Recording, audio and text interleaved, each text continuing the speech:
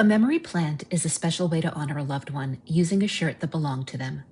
The leaves of a snake plant are the easiest to recreate in fabric. Start by making the leaf templates out of cardboard. You'll make 3 different sizes so that it mimics the irregularity of the actual plant. Once the templates are cut, trace the shapes on the back side of the shirt. Next, you'll trace and cut fusible interfacing. Place one leaf face down, place the interfacing rough side down on top of the fabric leaf, and iron the interfacing onto the fabric. Run a thin line of hot glue down the center of the interfacing. Place a floral wire directly over the glue strip and run another line of glue on top of the wire. Cover with the matching leaf face up and press down the center to adhere. Then use fabric glue to attach the top leaf to the interfacing. Repeat these steps with the remaining leaves and let the glue dry. For the most natural look, gently twist some of the leaves and curve others. Finish the plant by covering the foam with moss or pebbles. Your memory plant is now ready to display. Do you have drawers or boxes full of things you have saved from trips or special events? Things that don't fit well in a scrapbook? We have lots of these souvenir memories from our honeymoon trip to Italy years ago, and I want to display them so we can see them every day. Find a frame that will work for your space. If it has a mat like mine, remove the mat and use this for your souvenir grouping. Lay your frame or mat on a surface and start to arrange your souvenirs in a collage pattern that you like. Start by creating a background with a map, pattern paper, or a special document. Then start to layer the souvenirs and photos on top. And because we had lots of items, I decided to create 3 separate collages. Once you have a design that you like, take the open frame or mat and place it on the top of a copy machine. Then start to lay your souvenir pieces in the same design upside down on the copy machine. Press copy and see your memory collages emerge from the machine. Once you have your copies, trim around the image, leaving about an inch border. Center the image behind the mat and secure it in place with painter's tape.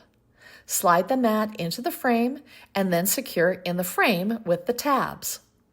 Hang your collage on a wall where you will see it every day and enjoy the flood of memories that they bring. I hope this inspired you to gather up those special memories from your drawers and create a memory collage for your wall. And to get started, we're going to start with our foam wreath and our bundle of yarn. I am going to start off with just a little bit of glue, and all I'm going to do is take the yarn, attach it down with the glue, hold it in place for a little bit. Then I'm just going to start wrapping that yarn around, pulling it tight together, and then just keep wrapping all the way around.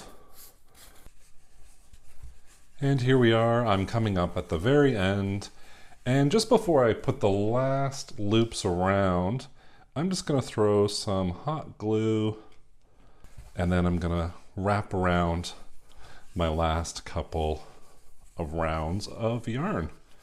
And I'm just going to make sure it goes through that glue. And we have our wreath wrapped in our yarn. And now we're going to move on to our poppy. And I have these little squares of red felt, and they're about 6 inches by 6 inches. And all I'm going to do is I'm going to cut them in half and then cut them in half again. So I'm going to cut them in quarters.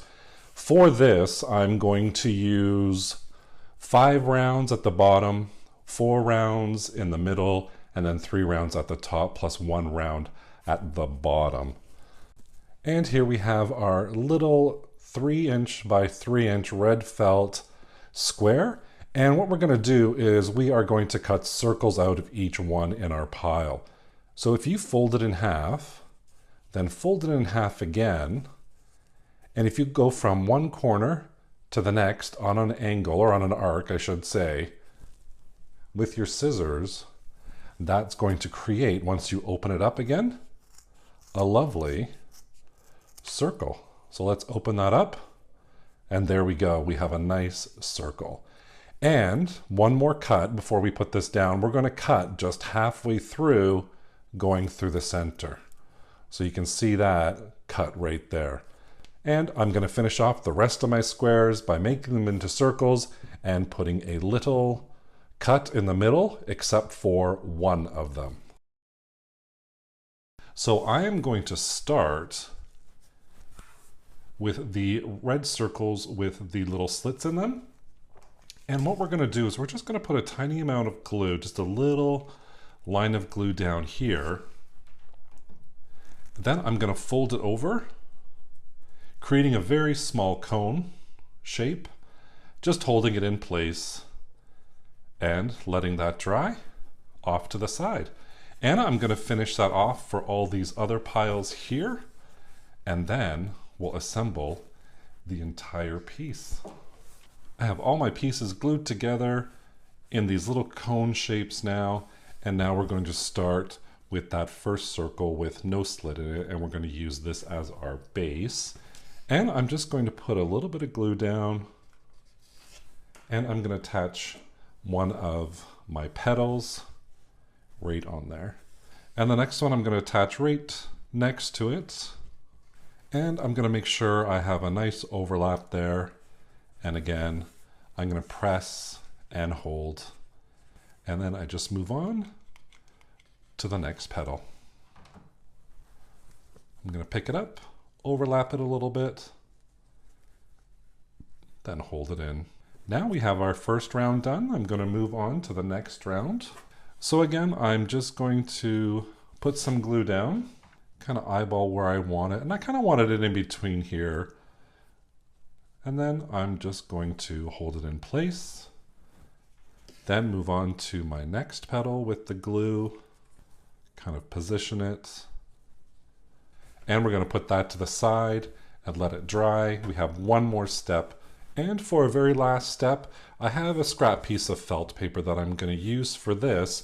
And I want to create the black center of the poppy.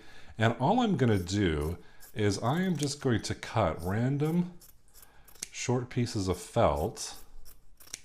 I'm going to pile them up, just like cutting celery, tiny pieces. I'm going to cut my black portions into tiny little squares. We have our poppy all dry now, and we have our little pile of felt squares.